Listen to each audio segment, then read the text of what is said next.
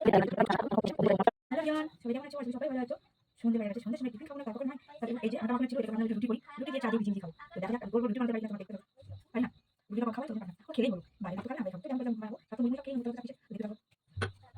আর জানি নিয়ে হবে দেবো।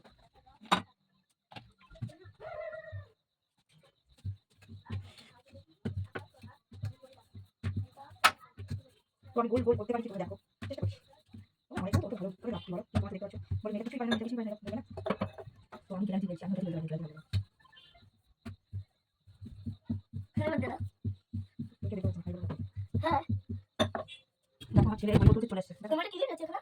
বই বলতে চলে এসেছে, দেখো দাদা হোয়াইট হোয়াইট তেল অল্প করে দিয়ে দেবো, বেশি তেল দেবো না, অল্প করে দেবো, যাতে খেতে একটু ভালো লাগে।